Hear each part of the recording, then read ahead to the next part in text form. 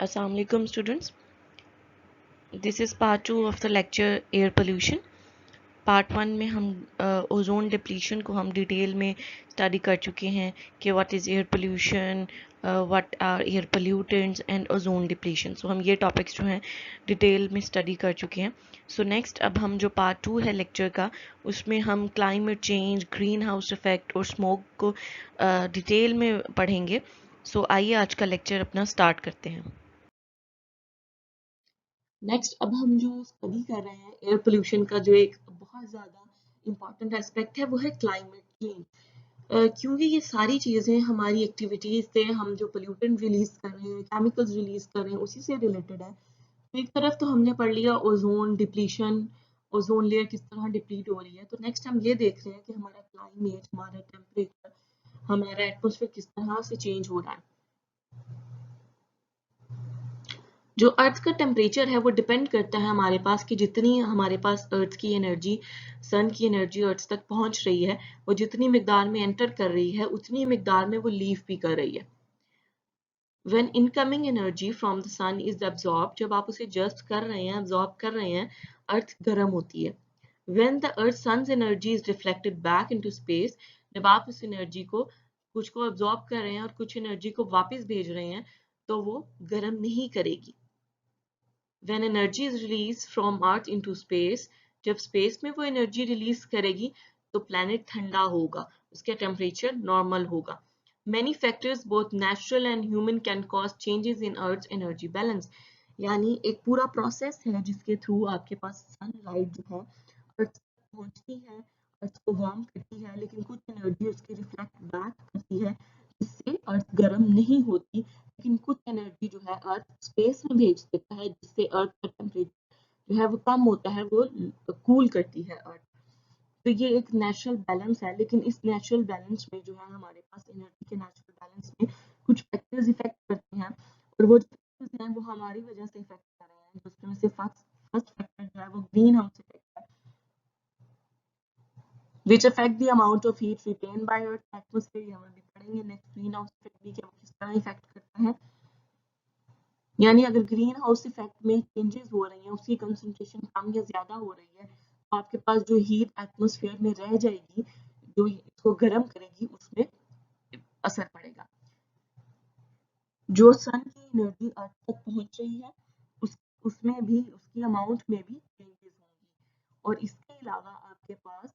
जो अर्थ जो है आपकी एटमॉस्फेयर में या सरफेस में उसको रिफ्लेक्ट कर रही है आपकी सन रेज को, उसमें भी आपके पास चेंजेस आएंगे. तो इन चेंजेस के थ्रू आपका जो बैलेंस है वो डिस्टर्ब होता है. The historical record shows that the climate varies naturally over a wide range of time scales. कि बहुत अरसे तक जो है वो क्लाइमेट चेंज होता रहा है वक्त के साथ साथ. In general, climate changes prior to those industrial revolution in the 1700s can be explained by natural causes. यानी 1700 तक जो भी क्लाइमेट में चेंजेस आई हैं वो आप कह सकते हैं कि नेचुरल प्रोसेसेस के थ्रू आई हैं. जो सोलर एनर्जी, सन की एनर्जी के थ्रू आई हैं. नेचुरल चेंजेस, जो नेचुरल ग्रीन हाउस गैसेस हैं, इमिशंस हैं, और जो वोल्केनोज जो हैं ज़मीन से निकलते हैं, उनके थ्रू हो सकती हैं. लेकिन जो रिसेंट चेंजेस हैं वो सारी की सारी जो है वो नेचुरल ही कॉज की वजह से नहीं है, बल्कि वो ह्यूमन मेड एक्टिविटीज की वजह से हैं, ह्यूमन मेड केमिकल्स की वजह से हैं. Research indicates that natural causes are very unlikely to explain most observed warming, जो कि अब हो रही है, जो कि 20th सेंचुरी में हो रही है, क्योंकि ये आपके पास ज्यादातर ह्यूमन एक्टिविटीज की वजह से हो रही है. हमारी कंबस्शन ऑफ फॉसिल फ्यूल्स की वजह से बहुत ज्यादा मिकदार में अर्थ जो है वो वार्म हो रही है, उसके टेम्परेचर में इजाफा हो रहा है. क्योंकि अब आप देख रहे होंगे कि हमारे रीजन में जहाँ पर सर्दियाँ थोड़ी सी कदरें लंबी होती थी, अब उनकी जो दौरानिया है उनका ड्यूरेशन बहुत कम हो गया है और गर्मियां जो हैं बहुत लंबे स्पैन तक अब जारी रहती हैं. तो ये अर्थ का टेम्परेचर वार्म होने की वजह से है. अब हम देख रहे हैं कि करंटली या फ्यूचर में हमारे पास क्लाइमेट चेंज की वजह से क्या क्या इफेक्ट हो रहे हैं. सबसे पहले हम ये देख रहे हैं कि वाटर रिसोर्सेज किस तरह इफेक्ट होंगे. वाटर रिसोर्सेज में वाटर सप्लाई में चेंजेस आएंगी, उसमें कमी आएंगी, वाटर क्वालिटी अच्छी नहीं मिलेगी, पानी नहीं होगा, फसलों को नहीं मिलेगा, तो आपके पास कुछ साली आएगी, लोगों के पास खाने के लिए नहीं होगा. और जब आपके पास अगर गर्मी ज्यादा हो जाएगी, अगर किसी एरिया का टेम्परेचर जितना था पहले, अगर 30 रहता था, अब वो 45 या 45 से अबव रहता है, 45, 46, 50 तक रहता है, तो वहां पर पहले जो है, या कोई बहुत ज्यादा ठंडा इलाका था जहां पर, जिसके पहाड़ों पर बर्फ जमी होती थी, वो अब अगर उसका टेम्परेचर 45 तक पहुंच जाएगा, तो उसके जो ग्लेशियर्स हैं वो पिघलना शुरू कर देंगे और आपके पास वो जलजले आएंगे। सॉरी, जलजले नहीं, सैलाब आएंगे, फ्लड कॉज करेंगे वो, क्योंकि बहुत ज्यादा पानी हो जाएगा, क्योंकि वो बर्फ जो है वो पिघल कर टेम्परेचर इंक्रीज करने की वजह से पानी में तब्दील हो जाएगी, और जब वो पानी बहुत ज्यादा हो जाएगा जिसे हम कंट्रोल नहीं कर पाएंगे, तो वो फ्लड कॉज करेंगे। नेक्स्ट, क्लाइमेट चेंज होने की वजह से हमारी एग्रीकल्चर को बहुत ज़्यादा इफेक्ट होगा। हमारी जो फूड ग्रोइंग एरियाज हैं, जहाँ पर फसलें उगती हैं, उन एरियाज में फ़र्क पड़ जाएगा, क्योंकि अगर टेम्परेचर किसी एरिया का चेंज हो जाता है, तो वहाँ पे जो सूटेबल क्रॉप्स हैं वो भी चेंज हो जाएंगी, क्योंकि जो गर्म इलाके हैं उनमें ख़ास तरह की क्रॉप्स आप ग्रो कर सकते हैं, और जो ठंडे इलाके हैं उनमें आप एक ख़ास तरह की क्रॉप्स जो हैं वो कर सकते हैं। और इसी तरह क्रॉप की जो क्वांटिटी है उसमें, क्रॉप यील्ड में, यानी पहले अगर आपकी क्वांटिटी बहुत ज़्यादा थी, हो सकता है अब आपकी क्वांटिटी कम हो जाए क्लाइमेट चेंज की वजह से फ्यूचर में, या फिर ऐसा हो सकता है अगर अभी ऐसा नहीं है तो इंक्रीज्ड इरिगेशन डिमांड, यानी आपको हो सकता है कि पानी, क्योंकि अब टेम्परेचर ज़्यादा हो रहा है, टेम्परेचर ज़्यादा होगा, तो पानी जो है वो वेपर्स बन के बहुत ज़्यादा मिकदार में एटमॉस्फेयर में जाएगा, और आपकी फसलों को ज़्यादा पानी की डिमांड होगी। हो सकता है आपकी फसलों में बीमारियां ज्यादा हो जाएं, वीड्स हो जाएं, पेस्ट हो जाएं, ऐसे कीड़े मकोड़े हो जाएं आपकी फसलों में, जो कि उसको वार्मर होने की वजह से, आपका एरिया ज्यादा गर्म होने की वजह से। इसके अलावा आपकी बायोडाइवर्सिटी, आपकी स्पीशीज, आपकी प्लांट एंड एनिमल स्पीशीज जो हैं वो खतरे में पड़ सकती हैं, क्योंकि अगर सूटेबल टेम्परेचर उनके हिसाब का नहीं रहेगा जिसमें वो एग्जिस्ट करते थे, टेम्परेचर में कमी या ज्यादती हो जाएगी, तो वो उनके रहने के काबिल वो जगह नहीं रहेगी, और वो जो है उनके घर जो है, उनका हैबिटेट जो है वो भी उन्हें छोड़ना पड़ेगा, और इसी तरह एक्वाटिक लाइफ जो है वो भी डिस्टर्ब हो सकती है आपके क्लाइमेट की वजह से। फॉरेस्ट पे इफेक्ट हो सकते हैं, फॉरेस्ट की कंपोजिशन चेंज हो सकती है, सम फॉरेस्ट क्योंकि सूटेबल नहीं रहेंगे। आपने देखा होगा कि ऑस्ट्रेलिया में जो हमने असाइनमेंट भी थी हमारे पास फॉरेस्ट फायर्स के ऊपर ऑस्ट्रेलिया में, क्योंकि टेम्परेचर बहुत ज़्यादा हो गया था, इस तरह की आग लग सकती है बहुत बड़ी मिकदार में, तो आपकी ऑब्वियसली बायोडाइवर्सिटी भी खतरे में होगी, वो फॉरेस्ट भी, वो स्पीशीज भी एनिमल्स की और प्लांट्स की ख़त्म हो जाएंगी, क्योंकि वो उस आग में जो है जब इतनी बड़ी मिकदार में लगेगी तो उसमें ज़ाया हो जाएंगे। वेदर एक्सट्रीम्स होंगे, क्लाइमेट चेंज होगा, तो उसके बाद या तो बहुत ज़्यादा गर्मियाँ होती जाएंगी, या बहुत ज़्यादा किसी एरिया में अगर सर्दियाँ बढ़ती जाएंगी, तो long heat waves and droughts, खुशहाली होगी, बहुत ज़्यादा गर्म हवाएं चलेंगी, फ्लडिंग बहुत ज़्यादा हो सकती है, हैवी रेनफॉल भी हो सकती है कुछ एरिया में, तो ये सब जो है आपके पास क्लाइमेट चेंजेस हैं, इनकी वजह से इफेक्ट हमारे पास करंटली भी हो रहे हैं, और कुछ जो है अभी अगर कुछ इलाकों में नहीं भी है तो फ्यूचर में ये इफेक्ट हो सकते हैं कुछ एरियाज में। नेक्स्ट हम ह्यूमन हेल्थ पे देखते हैं कि क्या इफेक्ट है। Decrease death from cold water, से कम डेथ होंगी कोल्ड वेदर से, लेकिन हीट और डिजीजेस से इंक्रीज होगा डेथ में,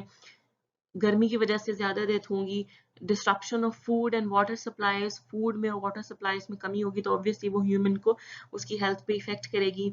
बहुत सारी डिजीजेस जो कि टेम्परेट एरिया, यानी जिस तरह का हमारा एरिया मुतदल एरियाज में, उनमें जो कि नहीं होती, जो कि ट्रॉपिकल एरियाज में होती हैं, वो हो सकता है कि वो टेम्परेट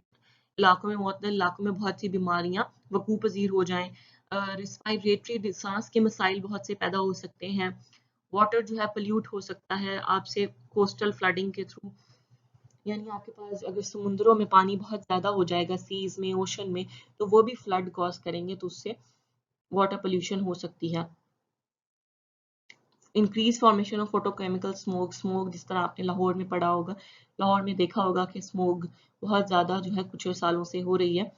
जो कि एयर पोल्यूशन की वजह से है, तो ये आपके पास हेल्थ इफेक्ट पे आपके स्किन को, आपकी आईज को, आपके थ्रोट को, आपके गले को इफेक्ट कर सकती है। तो ये सारे डिफरेंट जो है इफेक्ट आपके पास क्लाइमेट चेंज की वजह से हो सकते हैं। नेक्स्ट, क्लाइमेट चेंज में हमने पढ़ा कि ग्रीन हाउस इफेक्ट की वजह से जो है आपका क्लाइमेट जो है वो चेंज हो रहा है, उसमें इफेक्ट हो रहा है, ग्रीन हाउस इफेक्ट जो है वो चेंज हो रहा है। हम ग्रीन हाउस इफेक्ट जो है पहले भी थोड़ा बहुत देख चुके हैं, फिर से एक दफा इसको एक्सप्लेन कर लेते हैं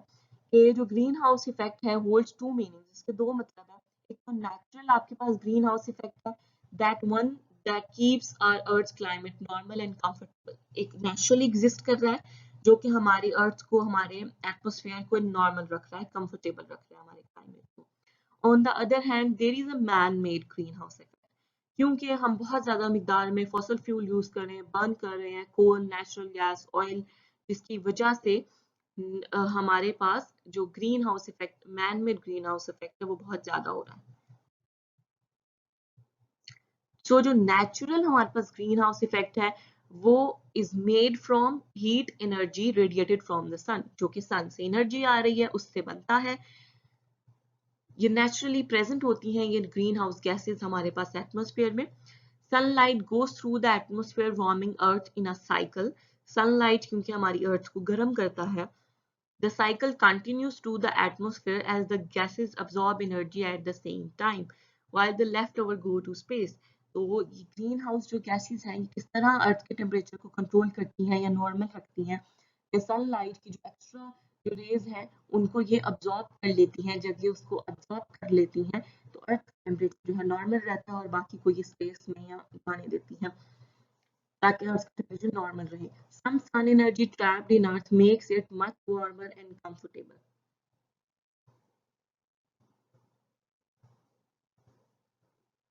कुछ एनर्जी जो है, क्योंकि कुछ एनर्जी जो है वो स्पेस में चली जाएगी, कुछ जो अर्थ एब्जॉर्ब कर लेगा तो वो उसका नॉर्मल टेम्परेचर उसको रख सकता है, क्योंकि सारी तो अर्थ नहीं पहुंच रही, कुछ ग्रीन हाउस भी उसको एब्जॉर्ब कर रहा है। लेकिन man made green house gas की वजह से या इफेक्ट की वजह से क्या हो रहा है, जो एक्टिविटीज है हमारी वो green house gas man made जो है वो उसको कॉज कर रही है। While the amount of gases increase, हमारी एक्टिविटीज की वजह से ग्रीन हाउस गैसेज एटमॉस्फेयर में उनकी क्वांटिटी इंक्रीज करती है, तो ये पूरी दुनिया पर जो है उसके इफेक्ट आते हैं। Green house effect caused by burning fossil fuel, coal, oil, natural gases, cutting and burning trees, इन सब हमारी एक्टिविटीज से ग्रीन हाउस इफेक्ट जो है होता है और वो प्रोड्यूस करती हैं ये सारी चीजें, कार्बन डाइऑक्साइड जो कि एक पोल्यूटेंट है। Green house gases trap heat, making earth warmer and creating global warming. ये अर्थ के पास, क्योंकि आप अर्थ में ये सब चीजें बंद कर रहे हैं, तो लोअर एटमॉस्फेयर में ये ग्रीन हाउस गैसेज जो है जब पैदा हो जाएंगी, तो जब वो नीचे प्रेजेंट होंगी तो वो क्या करेंगी कि वो नीचे ही अर्थ को अब्जॉर्ब करेंगी, जब उसकी अर्थ को, और वो बहुत ज्यादा मिकदार में उसको जब सन की रेस को अब्जॉर्ब कर लेंगी तो वो बहुत ज्यादा क्योंकि मिकदार में अब्जॉर्ब कर लेंगी, अर्थ का टेम्परेचर बढ़ा देंगी और इंक्रीज इन टेम्परेचर या ग्लोबल वार्मिंग का बायस बनेंगी या क्लाइमेट चेंज का सबब भी बन सकती है। यानी अगर वो ग्रीन हाउस में एटमॉस्फेयर में नेचुरली प्रेजेंट है तो वो कुछ मिकदार में प्रेजेंट है और वो कुछ फासले पर प्रेजेंट है, लेकिन अगर आप उसे बहुत ज्यादा मिकदार में बना देंगे तो वो लोअर एटमॉस्फेयर में एग्जिस्ट करेगी और वो फिर आपकी सरफेस के, अर्थ की सरफेस के बिल्कुल पास प्रेजेंट हो जाएंगे ये ग्रीन हाउस जो कि आप अपनी एक्टिविटीज से रिलीज कर रहे हैं इन गैसेस को। तो जब वो आपकी अर्थ की सरफेस के पास प्रेजेंट होंगी और जब सन की रेज आ रही है, क्योंकि वो इनका काम ग्रीन हाउस गैसेस का ये है कि उन्होंने अर्थ की रेस को अब्जॉर्ब करना है, तो जब अर्थ ने उन रेस को, कुछ रेस को क्योंकि रिफ्लेक्ट बैक करती है, अब वो उन रेस को जो उसके अर्थ तक पहुंची हैं उनको अब उसने रिफ्लेक्ट बैक करना है, वो reflect back green house gases जो कि लोअर एटमॉस्फेयर में प्रेजेंट है उन्हें वापस नहीं जाने देंगी, बल्कि उनको अब्जॉर्ब करके क्या करेंगी, अर्थ की सरफेस को गर्म कर देंगी।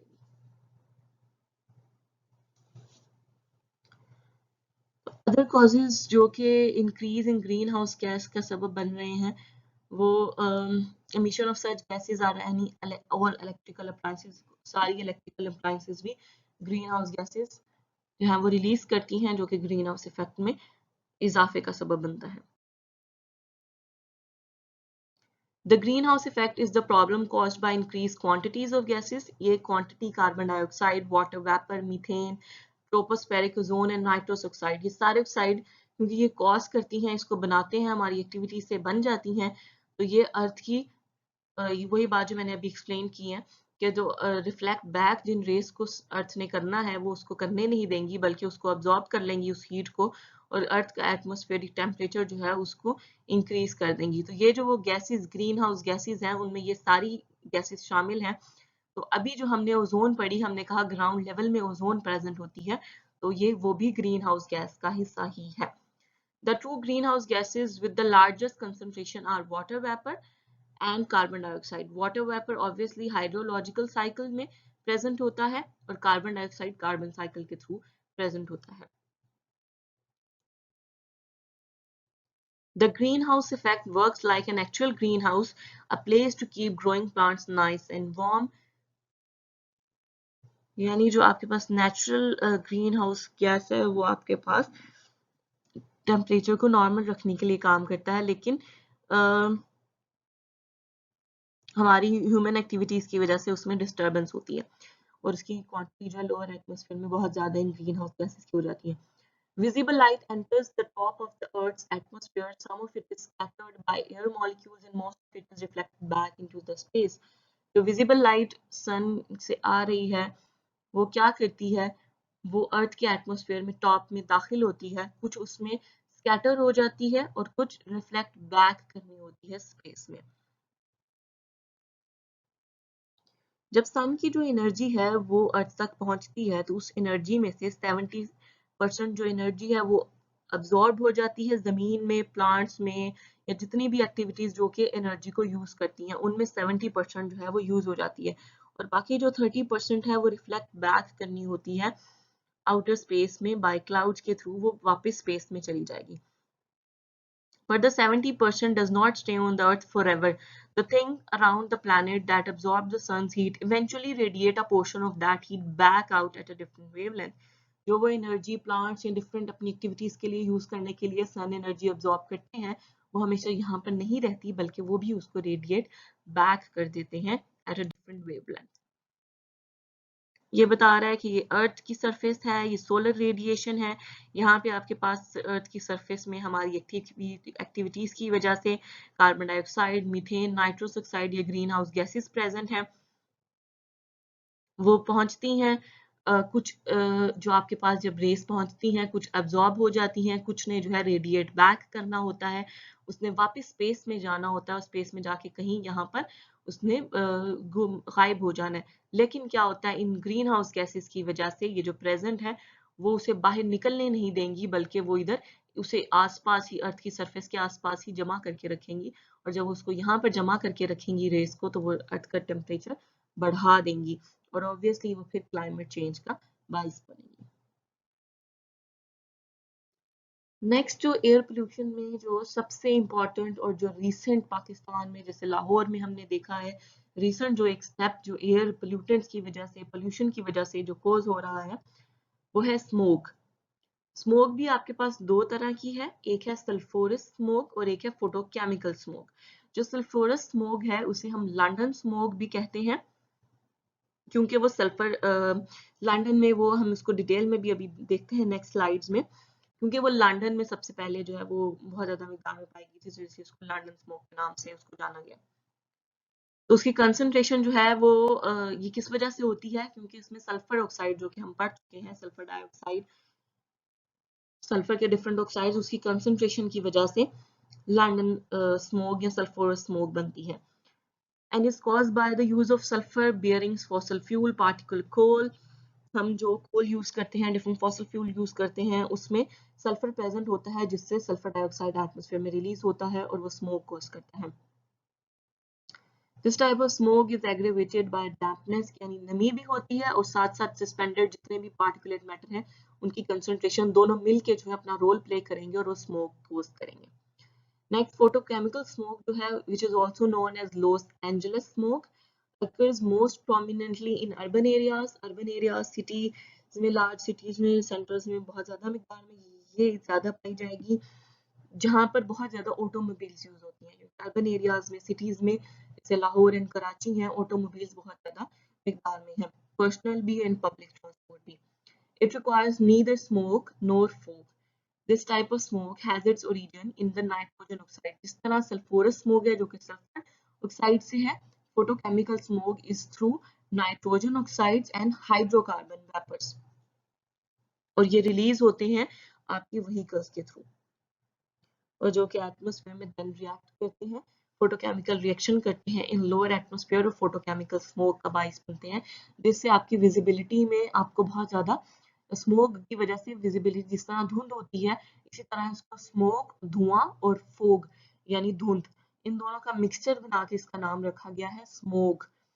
स्मोक, धुआं और फोग यानी धुंध, इन दोनों का मिक्सचर करके इसको स्मोक, और इसकी फीलिंग आपको इसी तरह आती है जैसे कोई स्मोक यानी धुआं हो जाए या धुंध हो जाए आपके एटमॉस्फेयर में, तो आपको विजिबिलिटी आपकी बहुत कम हो जाती है। तो स्मोक भी आपको मोर और लेस फोग की तरह, धुंध की तरह ही महसूस हो रही होती है, लेकिन वो धुंध नहीं होती, बल्कि वो एक एयर पोल्यूटेंट की वजह से, एक्टिविटी की वजह से आपके पास एक एयर पोल्यूशन कॉज हो रही होती है, जिसे हम स्मोक का नाम देते हैं। The highly toxic gas ozone arises from the reaction of nitrogen oxide with hydrocarbon vapors in the presence of sunlight, and some nitrogen dioxide is produced from the reaction of nitrogen oxide with sunlight. Highly toxic gas ozone यहाँ पर इसलिए लिखा है, जो कि हम ground level ozone हमने पढ़ा था वो डेंजरस है, तो ये उसकी बात हो रही है कि वो भी नाइट्रोजन ऑक्साइड जब हाइड्रोकार्बन के साथ मिलते हैं सनलाइट की प्रेजेंस में, तभी वो भी ओजोन बनते हैं, और वो ग्राउंड लेवल ओजोन का सबब बनते हैं, और वो हमारे लिए मसला पैदा करेंगे। The resulting smoke causes a light brownish coloration of the atmosphere, reduce visibility, plants को डैमेज करेगा, आपकी आईज को इरिटेट करेगा, और आपको रेस्पिरेटरी प्रॉब्लम भी क्रिएट करेगा। नेक्स्ट जो एक इम्पॉर्टेंट एक्टिविटी हुई वो है the great smoke of London, यानी लंदन में आपके पास, लंदन ने ऑब्जर्व किया in 1952 from 5th of December to 9th of December के 5 दिन के लिए उनके शहर में बहुत ज्यादा स्मोग ऑब्जर्व की उन्होंने, caused by a combination of industrial pollution and high pressure weather conditions, जो कि आपके पास इंडस्ट्रियल एक्टिविटीज की वजह से और वेदर कंडीशंस की, दोनों की वजह से मिलकर आपके पास स्मोक क्रिएट हुई। This combination of smoke and fog brought the city to a near standstill and resulted in thousands of deaths. इसके नतीजे में बहुत ज्यादा नुकसान भी हुआ, कोई एक्टिविटीज नहीं हो पा रही थी, स्टिल महसूस हो रहा था कि सब एक्टिविटीज रुक गई हैं, बहुत ज्यादा अमवात भी हुई, जिसके बाद 4 साल बाद एक क्लीन एयर एक्ट पेश किया गया, जिसमें ये कहा गया कि अब इन्वायरमेंटलिज्म का एक बहुत इंपॉर्टेंट पॉइंट उठाया गया कि हमें अपनी एयर पे जो है फोकस करने की एक बहुत ज्यादा जरूरत है। These hazes were not natural formation of the atmosphere, ये नेचुरली कॉज नहीं किया, लेकिन जो आपकी कोल जो आप यूज कर रहे थे अपनी फैक्ट्रीज में, उसके पार्टिकल्स जब वाटर वेपर के साथ कर गए,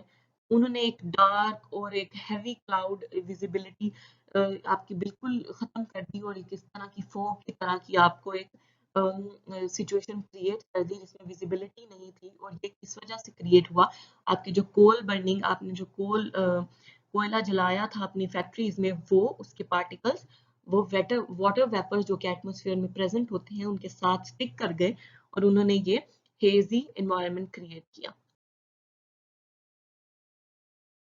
जिसको बाद में नाम दिया गया स्मोग,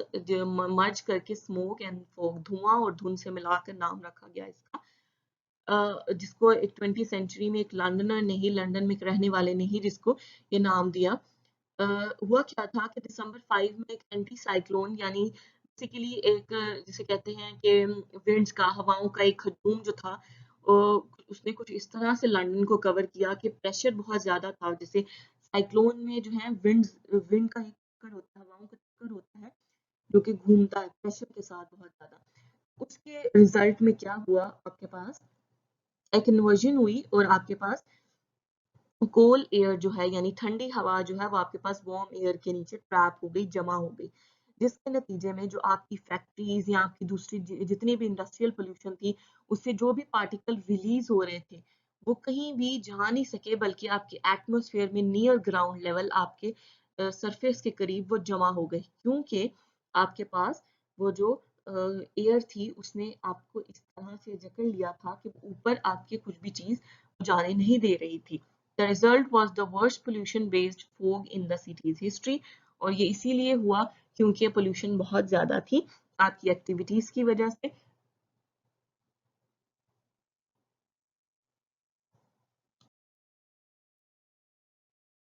जिसके नतीजे में विजिबिलिटी बहुत कम हो गई थी, इतनी कम कि जो पैदल चलने वाले हैं वो अपने पाँव भी अगर आप देखें तो वो देखना चाहें तो उन्हें अपने पाँव भी नहीं देख सकते थे, इतनी कम विजिबिलिटी थी।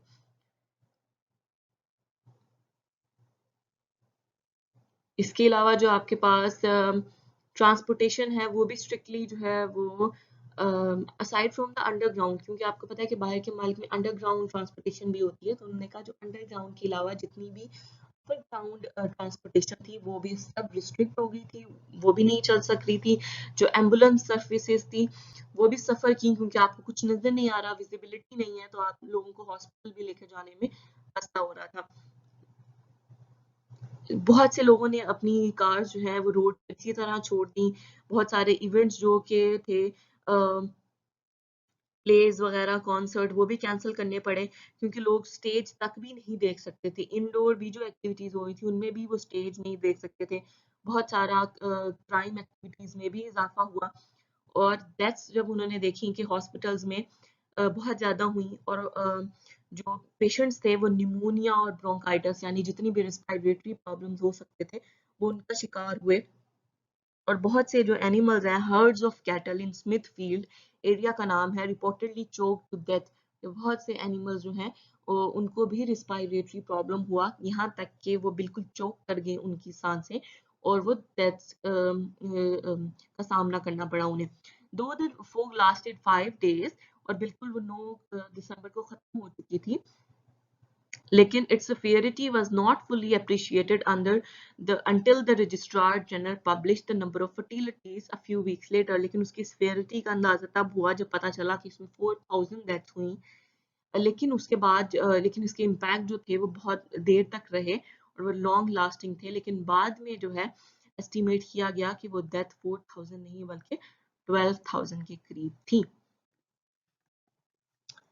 यहाँ पर जो है हमारा एयर पोल्यूशन से रिलेटेड जितनी भी लेक्चर है वो ख़त्म होता है। ये बेसिकली हमने इसमें ये स्टडी किया कि हमारे एयर पोल्यूटेंट्स कौन से हैं जो कि एनवायरनमेंट को डिस्टर्ब कर रहे हैं। हमने सबसे पहले एयर पोल्यूटेंट्स देखे, उनको देखने के बाद फिर हमने ये देखा कि हमारे उन एयर पोल्यूटेंट्स की वजह से जो कि हमारी व्हीकुलर एमिशन और इंडस्ट्रियल एमिशंस है वो किस तरह से इन्वायरमेंट को इफेक्ट कर रहे हैं। एक तो वो ओजोन लेयर में कमी का बाइस बन रहे हैं, तो वो एटमॉस्फेयर को इफेक्ट कर रहे हैं, उसको खराब कर रहे हैं। फिर वो हमारी क्लाइमेट चेंज का भी सबब बन रहे हैं। हमने उसके इफेक्ट भी देखे कि वो क्लाइमेट चेंज पे हेल्थ पे भी हमारे इफेक्ट कर रहे हैं, हमारी बायोडाइवर्सिटी को, हमारे फॉरेस्ट को, हमारे वाटर सप्लाई को, हर चीज को वो क्लाइमेट चेंज की वजह से इफेक्ट हो रहा है। और ये क्लाइमेट चेंज जो है वो ग्रीन हाउस इफेक्ट की वजह से, क्लाइमेट चेंज का एक बहुत बड़ा हिस्सा जो है वो ग्रीन हाउस इफेक्ट की वजह से, उसमें चेंजेस की वजह से क्लाइमेट चेंज हमारे पास आ रहा है, सामना हमें करना पड़ रहा है। और उसके अलावा हमने देखा कि जो स्मोग है जो कि हमें भी फेस करना पड़ा है पाकिस्तान में, लाहौर में, बड़े शहर में, क्योंकि वहाँ पे बहुत ज़्यादा कंस्ट्रक्शन एक्टिविटीज़ भी हुई हैं, और ऑटोमोबाइल्स बहुत ज़्यादा हैं, पर्सनल ऑटोमोबाइल्स भी, और ट्रांसपोर्ट जो पब्लिक ट्रांसपोर्ट है वो भी बहुत ज़्यादा है, जिसकी वजह से स्मोग बहुत इंक्रीज हुई है। और हमने एक स्मोग का ग्रेट स्मोग ऑफ लंदन भी पढ़ा, जिससे हमने देखा कि वो बहुत वियर्ड था। इसके बाद उन्होंने एक एक्ट भी बनाया, जिस एक्ट में उन्होंने फोकस किया कि हमें अपने एयर को मजीद ज़्यादा फोकस करने की ज़रूरत है, और हमें डिफरेंट जो है इसके कंट्रोल पैरामीटर्स बनाने की ज़रूरत है। आई होप आपको सब क्लियर होगा, और अगर कोई भी प्रॉब्लम होगी तो I will answer that, you can contact me, I will clear if anything is not clear to you. So for now, thank you very much. Okay, so this is all for today, जिसमें हमने different climate change को discuss किया है, detail में उसकी effects भी देखे हैं, और इसके अलावा हमने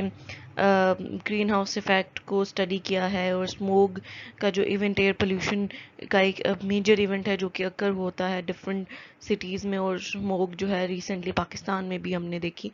सो बेसिकली हम ये एयर पोल्यूशन को हमने डिटेल में इन पार्ट 1 और पार्ट 2 में हमने स्टडी किया है। तो इससे रिलेटेड आपका कोई भी क्वेश्चन होगा तो हम ऑनलाइन सेशन में इंशाल्लाह डिस्कस करेंगे। Thank you. अल्लाह हाफिज़।